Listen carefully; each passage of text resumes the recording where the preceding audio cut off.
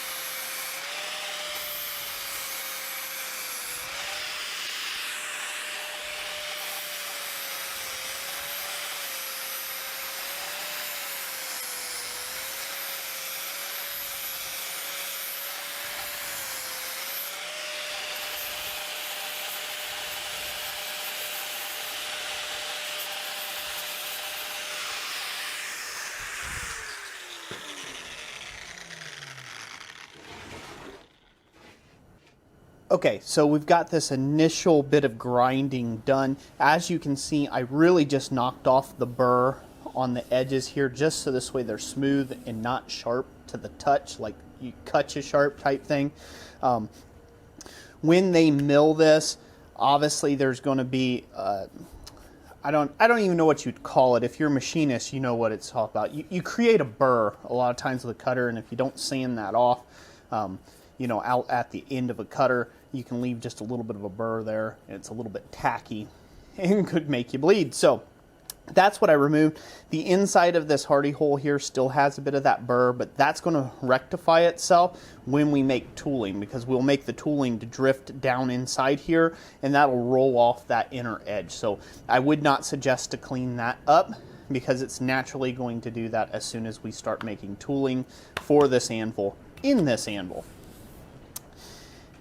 The other thing that I did is this horn right here. This had a really bad overhang. Again, that burr, where the burr kind of came out here and cut, it had a bad overhang of a burr. I went ahead and ground that back to get that out of the way of the actual pritchel hole here. So now the pritchel hole is accessible, which is good. The one downside to this pritchel hole, I wish they would have fixed this, maybe made the anvil just a little bit bigger, is to actually have the pritchel hole up here, or maybe a little bit of a web of material or something come out here. That may be something we might do in a later date, is actually build this up with some weld, with maybe some hard surface rod, build this up with maybe some, probably some 7018 and then some hard surface rod over that to build that out, so this way it's more usable in this direction. But that's much later down the road, and I don't know if I'll even get to it, but there we go. Now we're moving on to this. Now we're going to move on to the horn. Instead of wasting a flap disc, it is my suggestion to you, instead of wasting the flap disc, you need to take and put on a hard stone, grinding stone for this, of whatever your choice is. You need to get this bulk of this rough off before you go to your grinding disc. I didn't mention it before, this is just a 60 grit flap disc. That's all you need. You don't need to polish this edge or anything. It's fine. It's going to get worked down as you hammer on it and things like that. This here, don't start with your flap disc. It's just going to get gummed up with paint and waste your time. Get in here with a grindstone, and that's what we'll do now.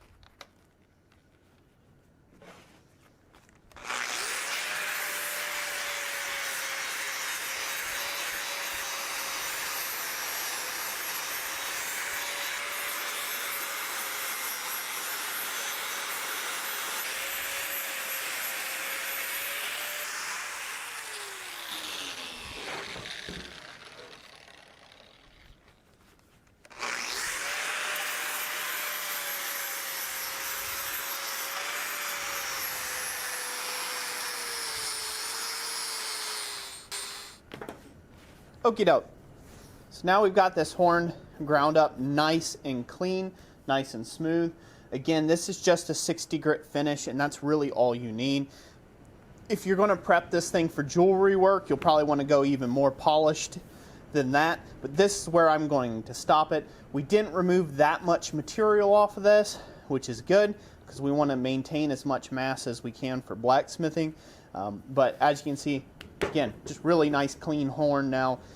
It still has some pitting, but again, I would have to take and grind this down about another 1/64 of an inch, maybe a 1/32 of an inch of material around this whole thing to get it completely smooth. And I'm just not willing to do that. It's good for general forging work. Then you're going to add some dings and this and that in this over time anyhow, so it's really not worth going through all that expense. Now, the last thing that we're going to work on is I'm going to wire wheel all this nice and clean. You can see the logo here now a little bit better, hopefully. I'm not trying to grind this. I wasn't trying to grind this off in the video.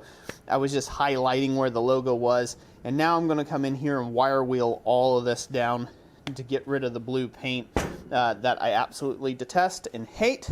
So I'm going to do that. One thing I didn't mention at the beginning of this video, because I believe you're all big boys and big girls out there, wear respiration if you're going to be doing this process. If you see me not wearing respiration, don't follow me. For that fact, use your own due diligence on that. Health and safety is paramount for you. So do what you want to do with that. But it is probably ideal to go and wear respiration when you're doing this, especially when you get to the wire wheeling part.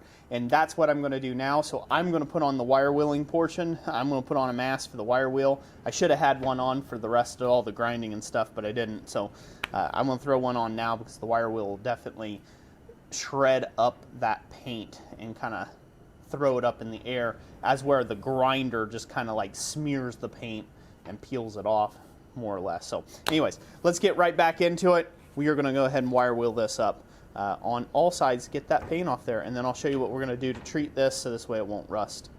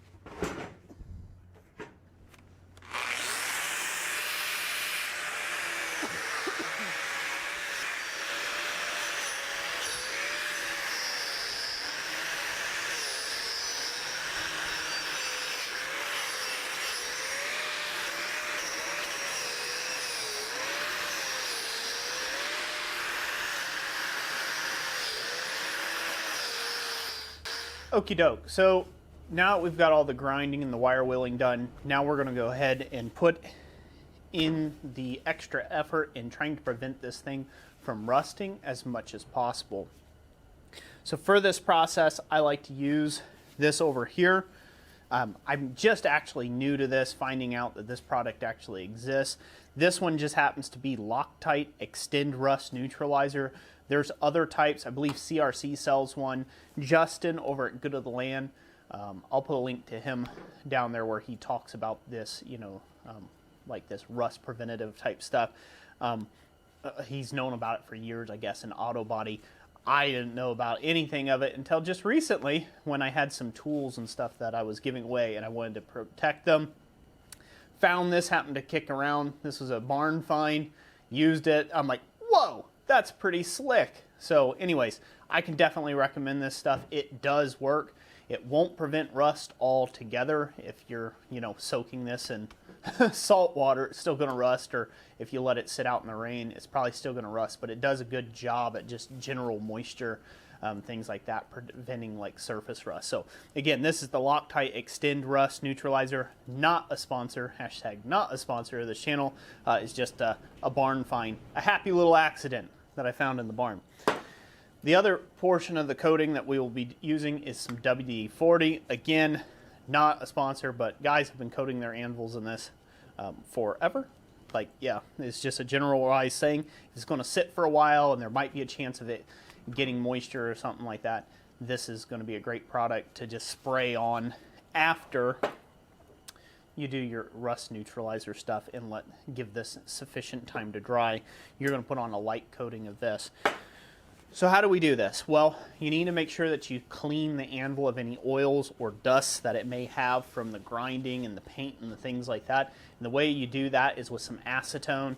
I already did that on this one. And then after you acetone the anvil, you will find out that this thing will be super chilled and like cold, and especially on a cold day like it is today, hence the big jacket. Is my recommendation that you use a heat gun and you heat up your anvil slightly. Again, this is a 66-pound anvil, so this is done with relative ease. It takes about, 45 minutes or so for it to be warmed up by using a heat gun. And that's all we're going for, is about body temp warm. You're not wanting it to be super hot. You're just looking for about body temp warmed, where you can touch it and it's not chilly to your hands.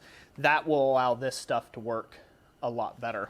So I've already went through the trouble of doing that, about 45 minutes worth of heating that up with the heat gun.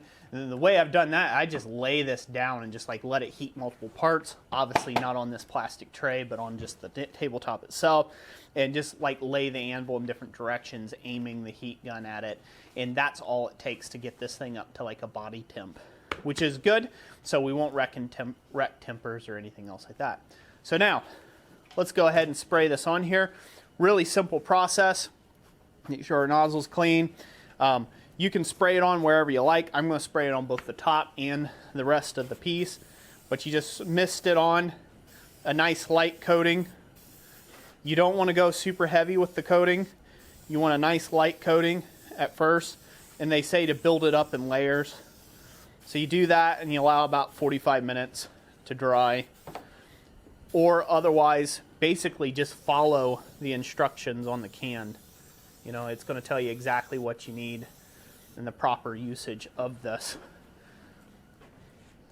As far as caustic, fumes, or anything, this is like really nice and easy. It smells a lot like a hobby paint store. This stuff does, like a light acetone or a small chemical smell. You might still want a respirator. If you're going to use this a lot, you might still want a good respirator on for that. But otherwise, the smell's not too dang bad. So when you get this sprayed on, you're not going to see too much happen all at once. What will happen is, as this sits and this cures, it converts that surface oxide, the iron oxide that's on the surface of this anvil, and it converts it into something else. I don't know what exactly. This is just what I have been told. So again, it ends up creating, let's see here, I'll read on the back. It says, converts rust to a neutral black surface, ready for painting, use on steel, iron, and other ferrous metals. And then it also says later on that you don't have to use it for painting. This can be just the prep itself. So what will happen is this will darken out to a nice black finish for you. And there's no paint involved, so you're not smoking off paint whenever you bend something around this piece or whatever, and getting those chemicals in your lungs. So you just let this dry on like it is, and it'll convert it to a nice even black coating if everything's done right and all the conditions are met. And then that's just how you do that. So then you will follow up.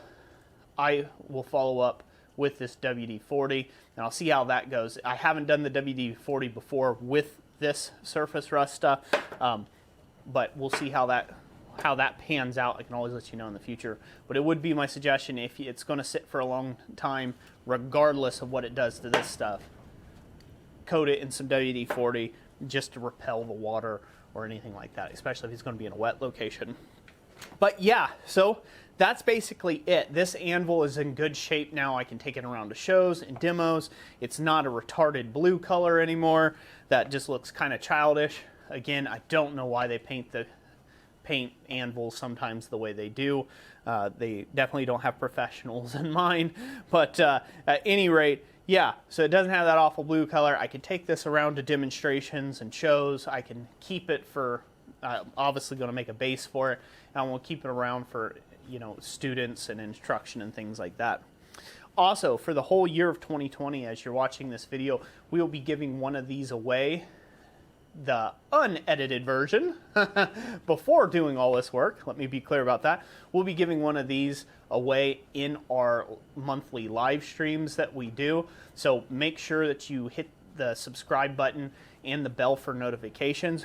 We'll be giving one away, a total of 12 of these anvils in total for the entire year of 2020. So if you want to be part of that, you got to be part of the community and part of our Blacksmith family here online. And I hope you guys will join us, and I hope you enjoyed the video and my little talking hands for most of the video.